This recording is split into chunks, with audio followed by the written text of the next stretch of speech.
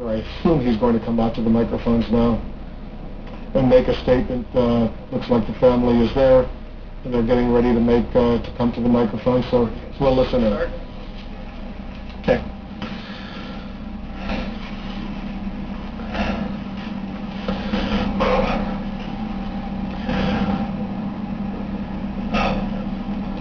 My name's Robbie Parker.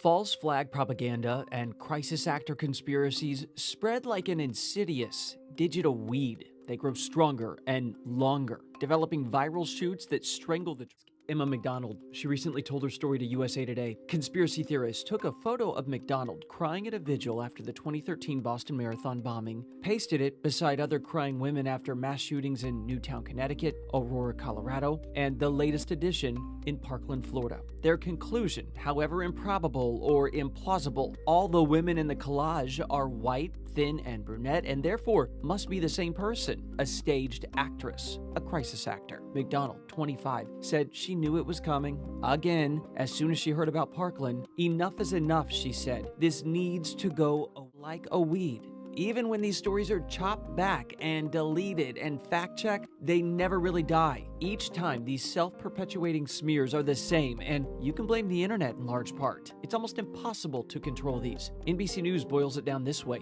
Unfounded information shows up on dubious sites, churns through the news aggregation site Reddit, and works its way into Facebook feeds and to the mainstream media. Along the way, Facebook's and Twitter's algorithms fuel the spread. Recode explains that the algorithms are built to reward posts that receive lots of shares and comments, meaning engagement. That leads to showing videos and other content to even more people. Propagation. Some people say there's an underlying human factor that keeps conspiracies alive. The author of The United States of Paranoia told the New York Times conspiracies, no matter how crazy, can give meaning to a world that makes no sense. Even cold, hard facts failed to derail conspiracies. Theorists often say that the attempts to debunk a conspiracy is actually proof of its existence. Nothing seems to stop the spread. Once it starts to take root in the digital ecosystem, it is there. It spreads, it grows from Sandy Hook to Parkland.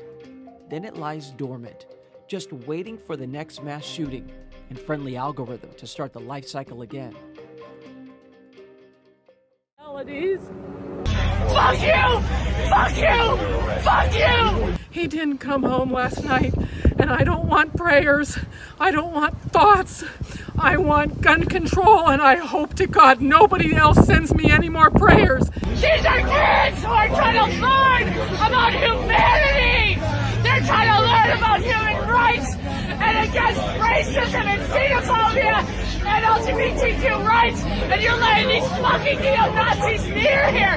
You should kick their ass! But he was sitting right next to his boyfriend, and his boyfriend definitely was shot with multiple gunshots and taken in the ambulance. You should be ashamed of yourselves! You should! Fuck that shit! Fuck that shit! It's not up to these students to kick the ass of a neo-Nazi! I want gun control. No more guns. Shows David Hogg giving an interview after he had a confrontation with a lifeguard in California last summer, and it's this interview that aired that has people nationwide plaguing the student that he's a crisis actor, something he's now having to defend, and he tells me personally the claims are ridiculous. There are already people online saying everybody is a crisis actor, all these kids aren't real, this didn't happen, this is for gun control. What do you have to say to those people? To those people, I say, have you ever been in this situation? I'm not lying. The latest to publicly accuse David and his classmate Emma Gonzalez, a Florida lawmaker's aide who sent the following to the Tampa Bay Times, saying, quote, both kids in the picture are not students here, but actors that travel to various crises when they happen. That's how we heard the gunshots, because our room was right there. But Broward County School Superintendent Robert Runcie says that's false, adding that the allegation is both outrageous and disrespectful. As the SWAT came in, they came in right here. They broke the window. While David admits his father is former FBI, he tells me he's not fed lines, and he doesn't understand why people are spreading false conspiracies about very real and tragic events. So we made it out. To those, he has this message. I'm telling this from my heart, and I feel that I have to take this tone because our politicians won't. They won't take this tone, and that's absolutely unacceptable because how many more children need to die? Honestly. So take a step back and realize the bigger picture here. Set aside your politics. These are children, for God's sake. Absolutely. Thank you guys so much for having me. And before we get into anything, I just want to make sure that everybody hasn't forgotten why we are actually here tonight. I mean, we lost 17 lives last week, and yes, I actually physically put 2 to rest, and to me that was the hardest thing in the world to endure. I mean, nobody should have to go through this, so as long as we're taking the right steps to move forward from this and make sure that this doesn't happen again, I'm all for that. Well, we certainly haven't forgotten. Thank you for reminding us yet again, and we think that the only way to make the country better and maybe put a dent in this scourge is to have a rational, thoughtful conversation about what to do next. And with that in mind, Absolutely. You were planning to go to this event last night, and tell me if I'm mischaracterizing any of this. And you sent in, at the request of a CNN producer, you sent in a number of questions, statements you wanted to make, questions that you wanted to ask of the politicians on the stage, and they rewrote one of your questions? Is that right? Yes, sir. So what had happened was 4 days ago, I had gotten contacted by a lady named Carrie Stevenson from CNN. She had asked me originally to just write a speech. It was going to be at the town hall at the BB&T Center, so I agreed. I felt like it would be the right thing to do, be able to go speak my part, as well as open eyes to a few things that I thought that could make this situation a little better. From there, 3 days ago, so the next day after that, we had gotten, I got an email back from her, and she asked for more of questions rather than a speech, which I was totally fine with. So I wrote a little less of a speech and more of questions that I wanted to ask at the town hall. The day after that, it was more of just questions. She asked for just questions that I would like to ask.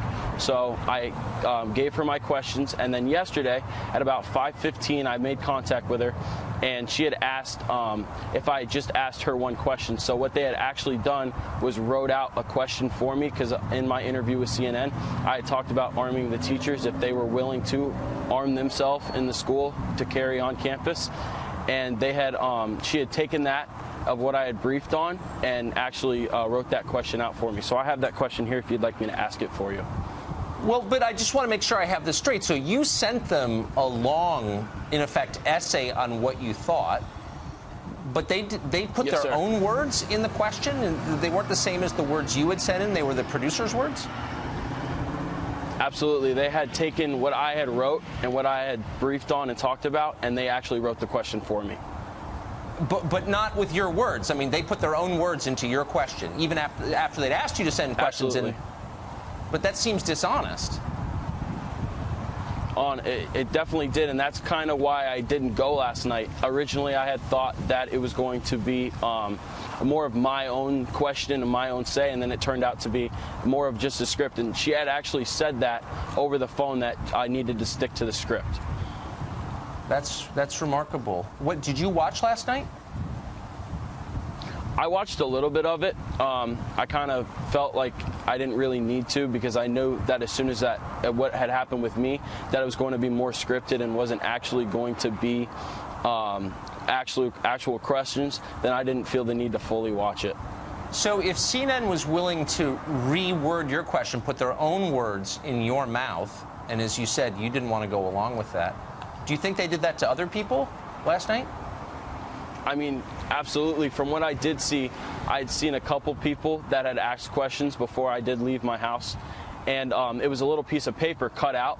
And I know for a fact that nobody cut their own paper out and wrote their own question, especially when they were all based off the same topic. So to me, from right there, it showed that this isn't correct. Why are they all have the same size piece of paper with a short little question on it? So to I me, guess it was a total what's waste of surprising is my time, honestly. you're not just some person off the street. You're a survivor of this shooting, and the point was to listen to you, to the survivors of the shooting. Were you surprised by the way they behaved? I mean, honestly, it was very shocking to me because we just went through such a horrific tragedy. For them to take that and now make such a big news cast over what they want to hear, it was very upsetting to me. It's shocking to us too. Trust me, in the actual journalism business. Colton, thank you for telling us that. It's really interesting. Absolutely. I appreciate it. Absolutely. Godspeed. Se ha hecho tristemente viral. Es la construcción de un falso atentado que persigue un mismo fin, pero sin víctimas reales: manipular la opinión pública. En este vídeo verán la secuencia de la simulación que se teatraliza en un barrio cualquiera de Irak. Un hombre se acerca a un coche y coloca un artefacto explosivo en su interior. Acto seguido abandona el lugar en otro vehículo. Cuando la bomba explota, la calle está completamente vacía. No hay sangre ni víctimas mortales. Pero miren ahora, tras unos segundos de deflagración, la zona se llega de figurantes, actores caracterizados con ropas rasgadas y manchadas de rojo, para simular un atentado con numerosas víctimas mortales. En la escena hay hasta una furgoneta que hace las veces de ambulancia, todo perfectamente sincronizado para dar forma a este teatro. Unos corren a tumbarse en el suelo, otros hacen gestos de señal de petición de ayuda, todos actores. Unos metros más allá, otros figurantes parecen auxiliar a los heridos mientras el coche de la explosión arde en el fondo del plano. Todavía no han llegado las cámaras, pero ellos ya empiezan a cargar a las falsas víctimas en las ambulancias movilizadas para la ocasión. Segundos después, la calle ya se ha llenado de gente. Una vez están todos en sus puestos, el último paso es llamar a los periodistas. Estos vídeos son los llamados ataques de falsa bandera y sus fines son, como decimos, propagandísticos. El vídeo original del montante corresponde al día 30 de octubre del pasado año y tiene decenas de miles de visitas. Su puesta en escena es tan realista que incluso llegó a caer en el engaño la prestigiosa agencia de noticias Reuters y lo publicó incluso como un atentado real con 8 víctimas mortales. Como están viendo, la realidad y la ficción cada vez son más difíciles de distinguir. I heard some gunshots, and sometimes I hear a deer hunter shooting, and it's boom, boom. But these were very staccato shots. They were very quick. Boom, boom, boom. And I thought, how obnoxious. Why would a hunter do that? But I didn't think much of it. I really didn't. I didn't think much of it. And I walked outside right there, and I looked down here.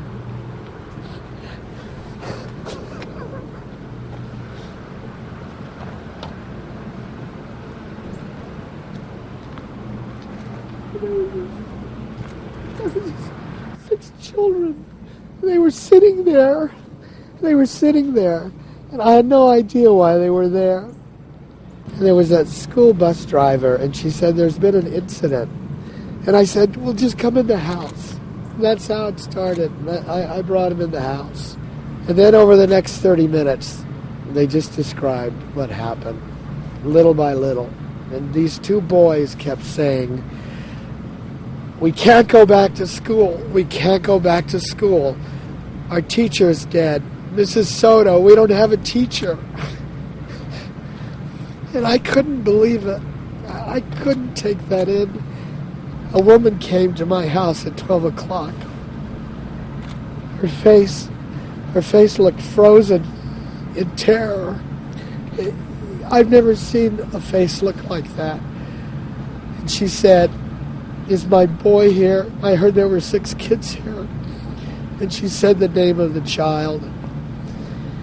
I thought if she had been to the Sandy Hook schools, she thought maybe a miracle from God would have the child at my house.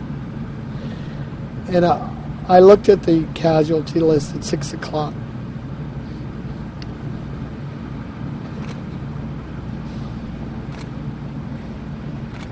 And his name was on it. We had intended was simply to go to Charles Jaco for an update about what was happening in Kuwait City this morning. We want to roll the video right before he was supposed to go on the air, and you'll see what happened as he was preparing to do a live report to us back here in Atlanta. Can we roll that now? Hey, could somebody please put that... Ah! Jesus Christ! Wow.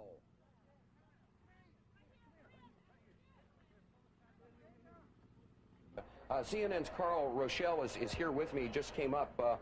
Carl, I know we can't be very specific given these restrictions, but within those parameters, what did you see? Well, what I saw, I didn't see anything hit. I looked almost straight above us, and there's a vapor trail coming from my right to my left, and there's a cloud of something. It looks like it might have been an explosion, a cloud.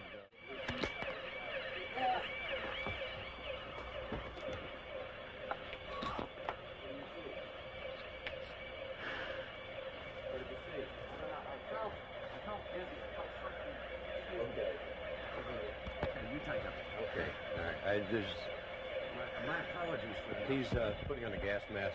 There hasn't been any gas dropped here that we could tell.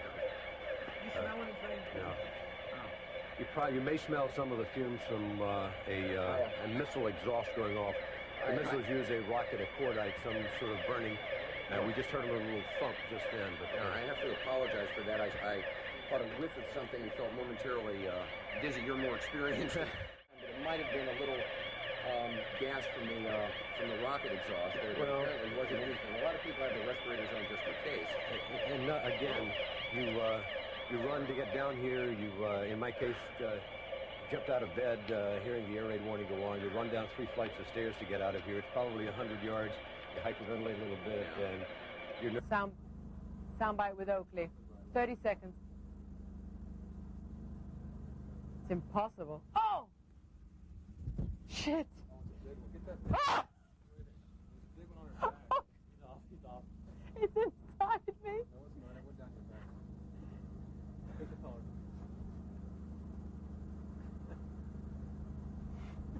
Don't laugh. CNN's Brent Sadler has the story. I'll be right back. I think it's inside.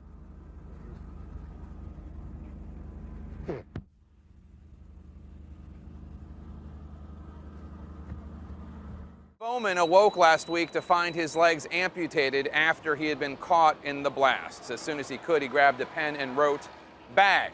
Saw the guy. Looked right at me." Bowman realized he had come face to face with one of the suspects, and he helped kick into high gear the search for Tamerlan Tsarnaev. Now he's speaking out about his ordeal. This haunting image of Jeff Bowman has become one of the iconic images of the April 15th terrorist attacks. Are you thinking at that point you're going to make it? Not really. Actually, when Carlos picked me up and threw me into the wheelchair, then I was like, all right, maybe I am going to make it. But before that, no way. I thought I was done. The 27-year-old Bowman recently shared what was going through his mind at that moment with local radio station WEEI. Did you see what had happened to you? Were you aware of what had happened? Yeah.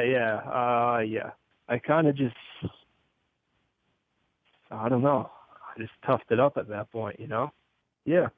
I mean, I was definitely hurting, but I was sad. Right. I was, that someone would actually do that, you know? Bowman's legs were shredded, but his memory remained pristine, and he was one of the first ones to describe Tamerlan Tsarnaev to law enforcement. Well, I was with my girlfriend's roommates, and we were having a great time, you know? We were watching the runners. Everyone was having a great time. And just that one guy, you know, he didn't look like he was having a good time. So he was right next to me, you know, at that point. And he had a bag, and he had his glasses. He had a leather, like, sweatshirt type of deal. Mm-hmm. And, you know, it was warm out. He was just an odd guy. He just struck me odd, and that's what I remember of him. And then next thing you know, I hear fireworks, and I'm on the ground, you know. I was still conscious when I was being transported from the blast site to the hospital. Mm-hmm. And the whole time when I was in the hospital, I was given descriptions of the guy, the first guy, the guy with the hat and the glasses, the aviators and the 5 o'clock shadow. Right. So what did he think when he heard that Tamerlan Tsarnaev had been killed? What about when you found out that the guy you saw was run over, literally, by his brother. Yeah. I mean, well, what I thought was he's dead and I'm still here, you know? Still here and already thinking of others. Here he is giving an 18th birthday present to Sidney Corcoran, also wounded in the hospital. You don't sound angry. You don't sound pissed off. Can I ask you what your feelings are about the men who did this to you and so many other people? Yeah, I'm pissed. Yeah. Obviously, but I mean, it's in the past, you know? You can only look forward. I had a lot to live for before, and I got a lot to live for now. Jeff Bowman says he's recovering well and going to occupational and physical training. He also says he cannot hear very well, but he's looking forward to getting his strength back. Pulled out his fingernails and applied electric shock to sensitive private parts of his body.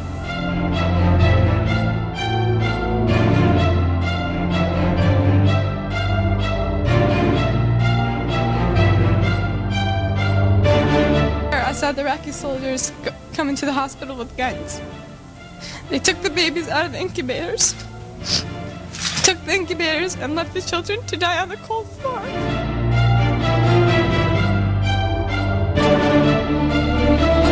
Desert Storm is launched. 135,000 Iraqis are killed. An estimated 1 million Iraqis, many of them children and old people, then die as a result of 10 years of sanctions. Helen Knowlton selected her as a persuasive witness to this atrocity, and it was all part of a campaign to turn Saddam Hussein, at least in the public consciousness, into Adolf Hitler. And the feeling was that they couldn't sell the Gulf War without this.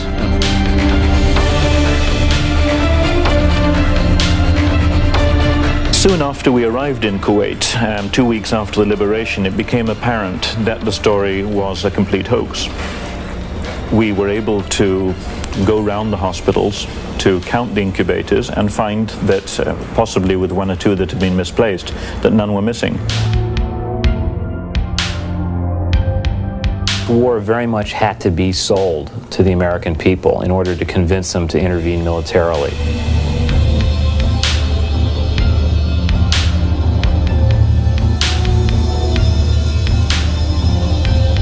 The diary today, which we have today, is in most cases not Anne Frank's. I investigated the matter, and I did find out that there was certain parts in that booklet which were incorrect.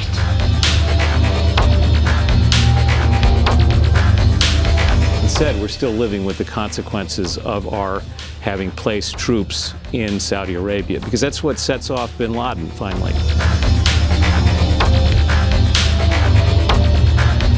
Well, he's also the father of George W. Bush, who took the propaganda campaign a couple of steps further with Saddam's fake atomic bomb program. Never happened, never existed.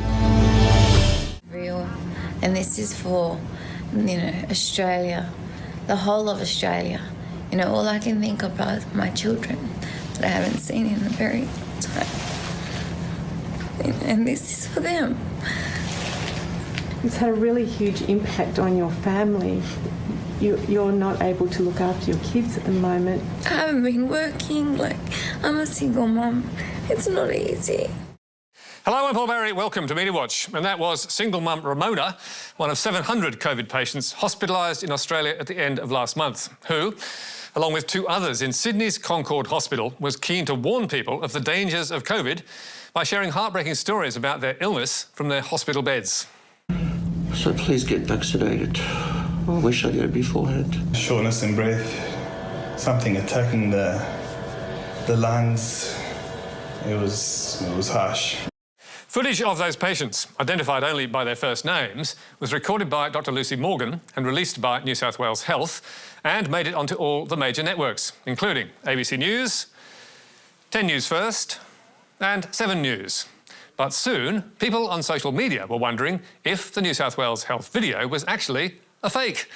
And among the skeptics was former One Nation Senator Rod Cullerton, whose post received thousands of likes, and another former senator, David Lyon-Helm. And one intrepid TikToker who went digging was able to reveal... I found all 3 actors. Now, how can this be coincidental? Yes, all 3, including Ramona, were supposedly paid crisis actors who did not have COVID at all.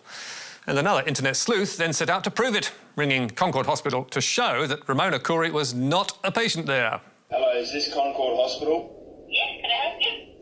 Hi, it's John Curry. I'm just looking for my wife. Patient? Ramona Curry. I just can't see anyone with that surname.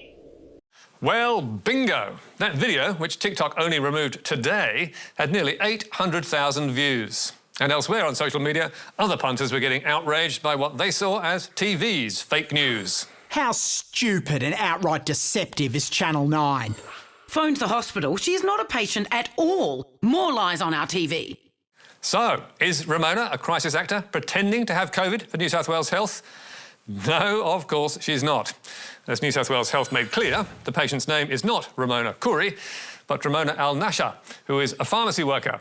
And as you can clearly see, they are 2 different people, despite the fact that both are women and both have dark hair. Is this the room for the audition today? Please, come in. Oh, thank you. Emily, right? Yeah, Emily. Well, Emily, I am so glad that you could make it today. Yummy. Thank you for having me. It's a huge honor to even be considered for this. Can I ask a quick question before we start? The email was pretty vague on what you were expecting, so I wasn't really entirely sure how to prepare.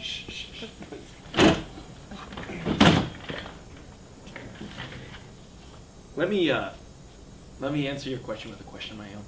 Are you ready to be seen on millions of Americans' televisions all over this country? I mean, well, yeah. Yeah? Then you're in the right place, babe. All right. But I should tell you, it's a secret role, okay? I mean, you can't tell anybody about this. Yeah, of course. I mean, anybody, all right? Friends, family, boyfriends. You have a boyfriend. What? That doesn't matter. Look, let me ask you about this. Are you familiar with South Mead, Wisconsin? Orchard Lake, Flagstone. Is it ringing any bells? Are you talking like the mass shootings? Are we doing like a made-for-TV movie thing? Look, I'm gonna cut to the chase. Okay, we need a new crisis actor. Crisis actor. Yeah, crisis actor. South Mead, Castle Rock shooting, Basin City, Lake Wobegon. I mean, her work speaks for herself. It's prolific, but you know, we kind of want to skew younger, you know, and get a fresh face in there. I'm sorry, I'm very confused. I don't think I follow. Okay, look, let me explain. Basically, what you're gonna have to do is be hot on the scene of every catastrophe, you know, mass shooting, anything like that. You just gotta kind of look pretty, cry into your cell phone, let the news cameras come and take a few pics, and babe, overnight you're a star. Wait, so like false flags then? Well, I don't understand. Like, so were these attacks staged then? I mean, look, you're getting hung up on the details, and I don't think that it's really important. But won't people recognize that's me at all these tragedies?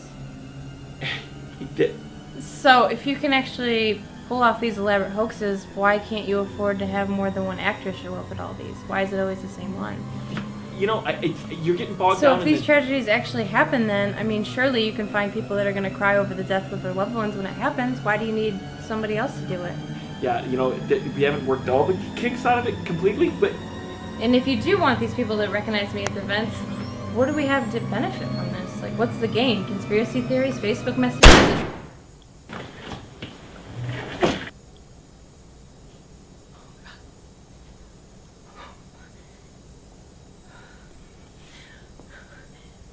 Hi, I can't really tell you where I'm at right now, but I was just at this audition and some guy just got shot and I don't really know what to do. I had nothing to do with this. It was just...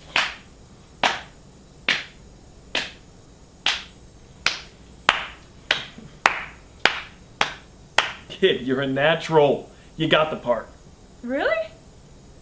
Yeah, but remember, you can't tell anybody about this, okay? Noted. Or, I guess you can tell whoever. I don't know. None of this makes any fucking sense. So I'll just go out the same way I came in?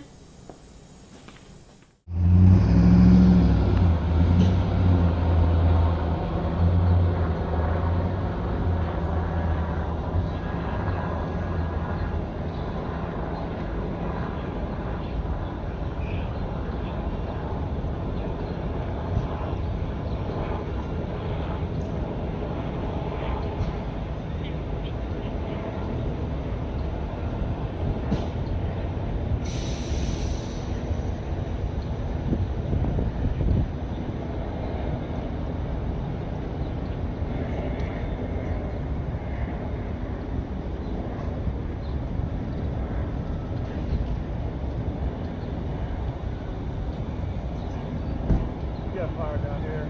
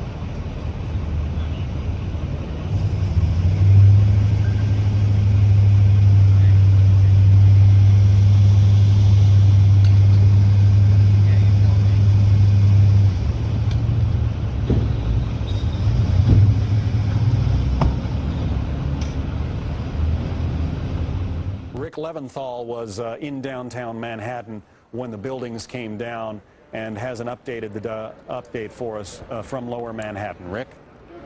Well, John, we're on Church Street at Reed Street, for those of you familiar with Lower Manhattan, just a few blocks away from World Trade.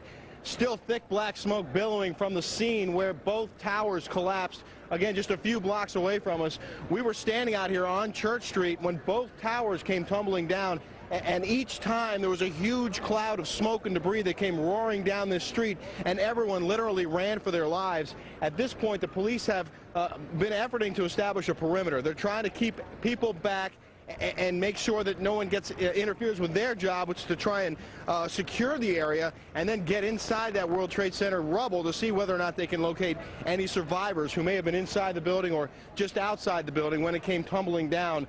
We want to bring in Mark Walsh, who's a freelancer for Fox. You live just a few blocks away and witnessed. Dude, I live on the 43rd floor of a building which is 5 blocks from the World Trade Center itself. I witnessed the entire thing from beginning to end. People talk about how it looked like a movie. I know when I came walking down here early this morning and saw both towers on fire and people on every street corner, it was like a movie. But you watched the planes hit the towers. I was watching with my roommate. It was approximately several minutes after the first plane had hit.